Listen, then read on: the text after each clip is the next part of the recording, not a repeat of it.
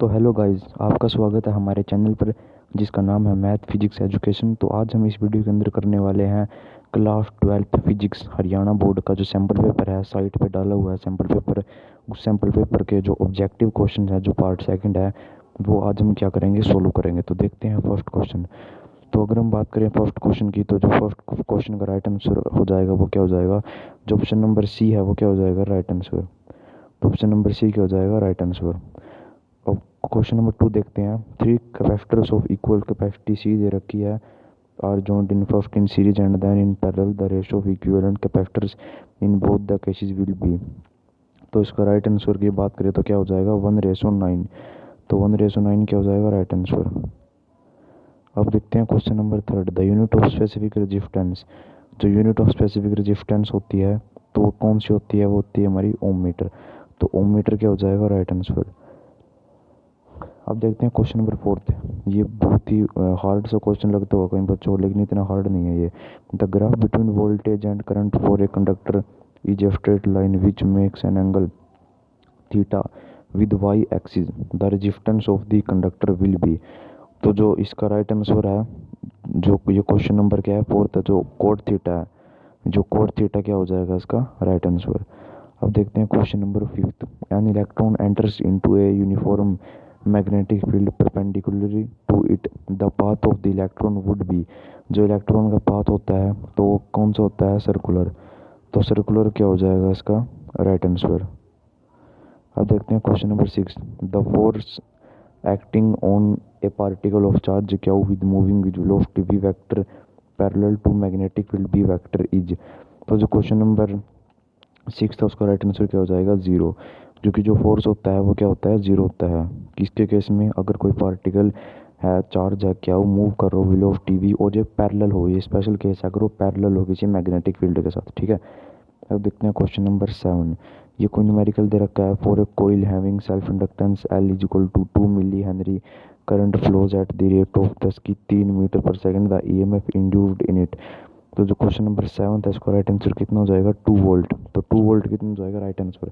अगर आपके ये क्वेश्चन समझ में नहीं आया हो तो आप कमेंट बॉक्स में मुझे कमेंट कर सकते हो कि सर ये क्वेश्चन मुझे समझ में नहीं आया, तो मैं आपको आज ही अपनी वीडियो के अंदर उस क्वेश्चन को स्पेशल सोल्यूशन करवा दूंगा, ठीक है। अगर किसी बच्चे को क्वेश्चन को समझ में ना आ रहा हो, ठीक है, तो कमेंट बॉक्स में कमेंट कर सकता है। अब देखते हैं question number eight. The Lenz law in a consequence of the law of conservation of energy. तो जो एनर्जी, ऑप्शन नंबर सी क्या हो जाएगा इसका, क्वेश्चन नंबर एट का राइट आंसर। अब देखते हैं question number ninth. Mirage is a phenomena due to, जो मिरेज होता है वो किस कारण होता है, टोटल इंटरनल रिफ्लेक्शन के कारण। जो total internal reflection of light है ऑप्टिक्स के अंदर आप पढ़ते होंगे फिजिक्स के अंदर, तो ये क्या हो गया इसका, इसका राइट आंसर। और ये वेरी इंपॉर्टेंट सैम्पल पेपर आप देख सकते हो, जो सैम्पल पेपर है ये बहुत ही ज़्यादा इंपॉर्टेंट है। और इसके अंदर से बहुत सारे क्वेश्चन हैं जो आपको आपके पेपर में देखने को मिल सकते हैं। ये मेरी अंदर की फीलिंग बता रही है और जिस हिसाब से मेरा अनुभव रहा है, ठीक है, हरियाणा बोर्ड के प्रति। अब देखते हैं क्वेश्चन नंबर 10। क्वेश्चन नंबर 10 का जो राइट आंसर है वो क्या हो जाएगा, आर। देखिए इससे पूछ ही क्या रहा था, फोकल लेंथ ऑफ लेंस बतानी है हमें। अगर दो सरफेसेस हैं भाई, ये भी एक न्यूमेरिकल टाइप क्वेश्चन ही है, ठीक है।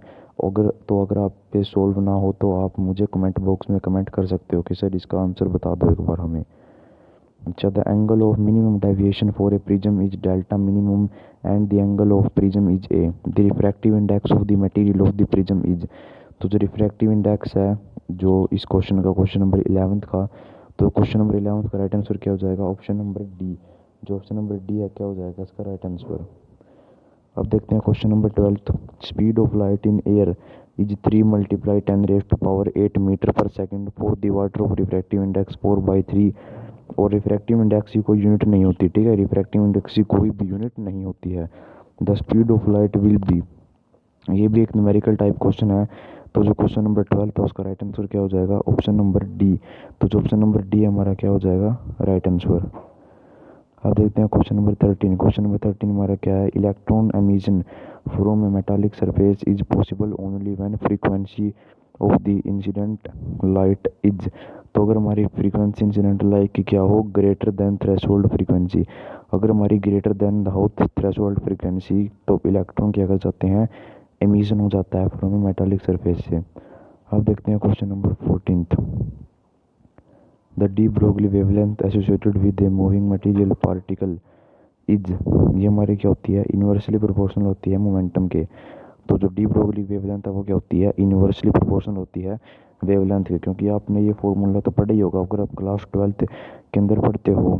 तो जो हमारी वेवलेंथ होती है वो इन्वर्सली प्रोपोर्शनल होती है 1 बाय मोमेंटम के। मोमेंटम क्या होता है अपना एम वी। ये डी ब्रोगली की वेवलेंथ होती है, ठीक है। अब देखते हैं question number 15। In hydrogen atom the kinetic energy of electron in N orbit of radius R is given by, तो जिसका राइट आंसर क्या हो जाएगा क्वेश्चन नंबर 15 का जो ऑप्शन नंबर बी है 1/4 पाई एप्सिलॉन नॉट ई का स्क्वायर बाय 2r क्या हो जाएगा इसका राइट आंसर। ये सीधा डेरिवेशन से आपका एक क्वेश्चन आ रहा है, ठीक है, डेरिवेशन से पूछा गया ये। अब देखते हैं क्वेश्चन नंबर 16। क्वेश्चन नंबर 16 हमें क्या कह रहा है कि नंबर एंड टाइप बतानी है of nucleons in the nucleus of deuterium H12, ठीक है, विल बी। तो जो क्वेश्चन नंबर 16 है उसका राइट आंसर क्या हो जाएगा option number B 1 proton and 1 neutron क्या हो जाएगा इसका राइट आंसर। अब देखते हैं क्वेश्चन नंबर 17। हमें energy band of substance is shown in figure दे रखा है where V is the valence band and C is the conduction band. तो द सब्सटेंस इज, देखिए यहाँ पर एनर्जी बैंड गैप क्या है, लेस देन है ना। तो यहाँ पर जो ऑप्शन नंबर सेमीकंडक्टर है, सेमीकंडक्टर बी ऑप्शन में है, तो जो ऑप्शन नंबर बी सेमीकंडक्टर क्या हो जाएगा राइट आंसर। क्योंकि अगर अब हमारा एनर्जी बैंड गैप बड़ा हो 3 इलेक्ट्रॉन वोल्ट से तब वो क्या होता है इंसुलेटर। पर अगर अपना एनर्जी बैंड गैप छोटा हो 3 इलेक्ट्रॉन वोल्ट से तो वो क्या क्या होता है सेमीकंडक्टर। चलिए अब आगे चलते हैं। अब है क्वेश्चन नंबर 18। जो क्वेश्चन नंबर 18 है हमारा, in a N type semiconductor the minority charge carriers are. जो हमारी एन टाइप सेमीकंडक्टर के अंदर जो मिनरेटी टाइप क्या होते हैं, होल होते हैं। क्योंकि एन टाइप सेमीकंडक्टर के अंदर जो मेजॉरिटी चार्ज कैरियर्स क्या होते हैं इलेक्ट्रॉन, और जो मिनरेटी चार्ज कैरियर्स होते हैं होल। तो ऑप्शन नंबर बी होल क्या हो जाएगा राइट आंसर।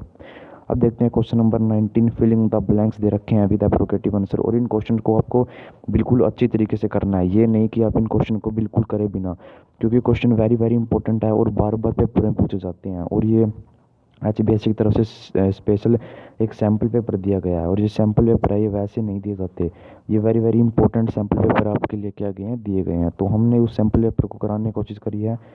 तो अब देखते हैं जो हमारा क्वेश्चन नंबर कौन सा है, question number 19। The volt is a unit of, जो वोल्ट किसकी यूनिट होती है, वोल्ट यूनिट होती है पोटेंशियल डिफरेंस की।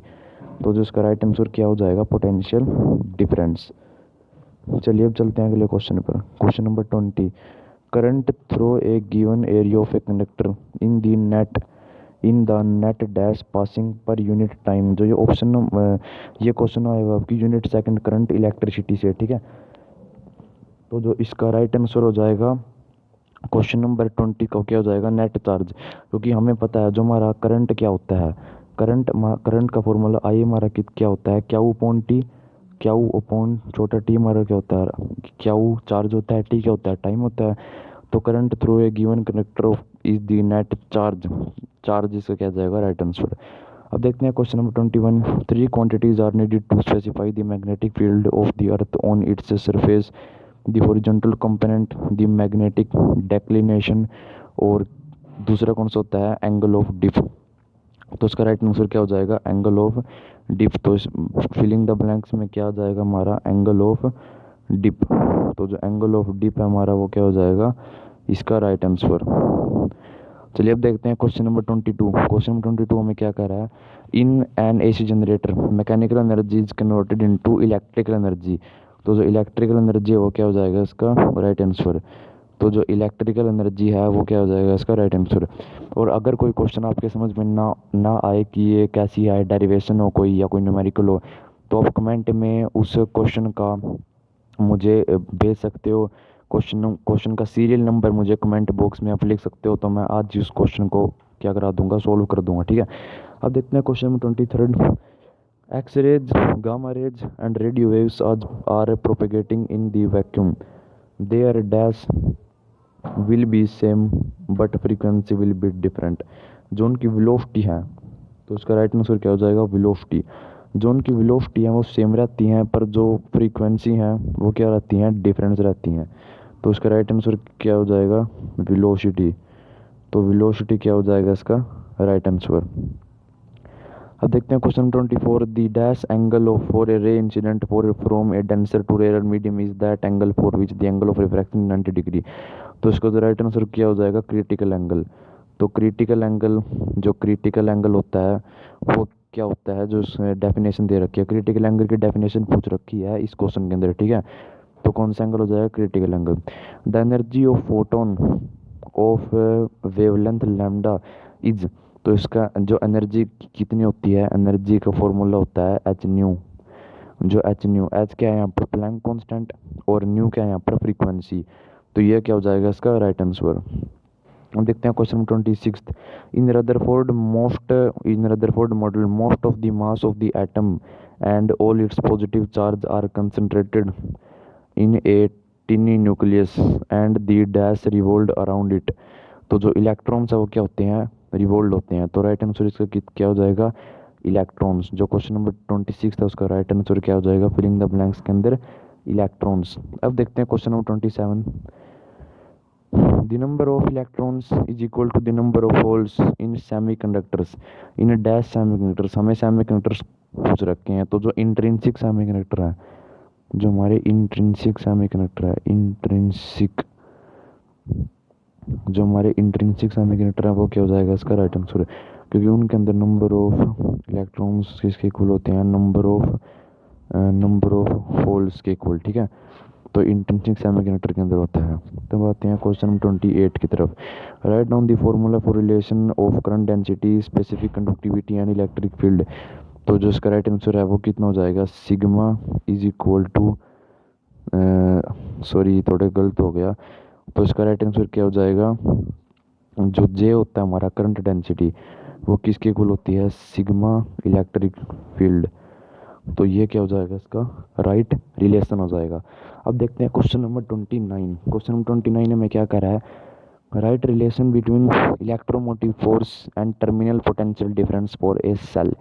तो जिसका राइट आंसर, हमें रिलेशन बताना है, यानी सीधे फॉर्मूले पूछे जा रहे हैं। आप इससे ये समझ सकते हो कि आपके पेपर में कुछ इस प्रकार से, या तो सीधे डेरिवेशन पूछे जाएंगी, या कोई फॉर्मूले, या कोई न्यूमेरिकल। तो इस टाइप के क्वेश्चन आपके पेपर में आ सकते हैं फिजिक्स के, ठीक है। तो जिसका राइट आंसर क्या हो जाएगा, E M F E is equal to V minus I R. और ये छोटा आर यहाँ पर क्या है, ये हमारा इंटरनल रेजिस्टेंस है।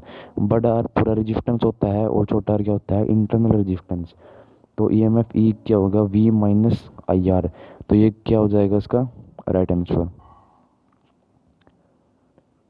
अब देखते हैं क्वेश्चन नंबर 30। क्वेश्चन नंबर 30 में बताना है, कंसीडर द सर्किट, ये दे रखा हमें, shown where A P B and A Q B are parts of square, what will be the magnetic field at the centre of the sphere. तो at the centre अगर आप देखें तो ये भी सेम डायरेक्शन में, अगर आप ध्यान से देखो तो जो करंट है, जो ये वाला करंट है और ये वाला करंट है, दोनों सेम डायरेक्शन में है। ए पी बी से करंट इसी डायरेक्शन में फ्लो कर रहा है, और ए क्यू बी से करंट भी सेम डायरेक्शन में फ्लो कर रहा है। ध्यान से देखिए, ए पी बी को देखिए आप, करंट यहाँ से भी, ये करंट की डायरेक्शन है, ये सेम टू सेम चल रहा है, और ए क्यू बी से भी यहाँ पर करंट है जी चल रहा है। तो जो इसका राइट आंसर क्या हो जाएगा, जो राइट आंसर कितना हो जाएगा इसका, ज़ीरो। तो जीरो क्या हो जाएगी यहाँ पर, मैग्नेटिक फील्ड। तो जीरो क्या हो जाएगा राइट आंसर, क्योंकि ये कैंसिल आउट हो जाएंगे, ठीक है।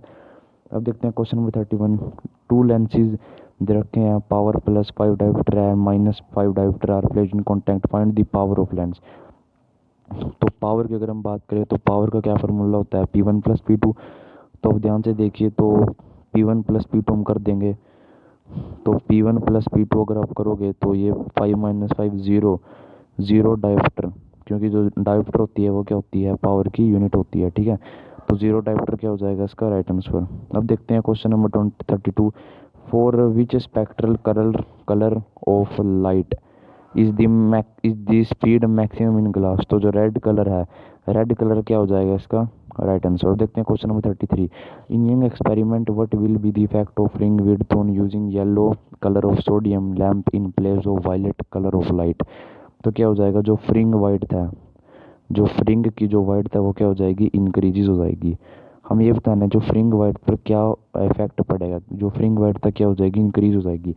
देखिए ऐसा क्यों होता है, जो हमारा यंग डबल स्लिट एक्सपेरिमेंट का फॉर्मूला होता है वो क्या होता है हमारा, beta is equal to lambda D upon छोटा डी, यही फॉर्मूला होता है यहाँ पर, ठीक है।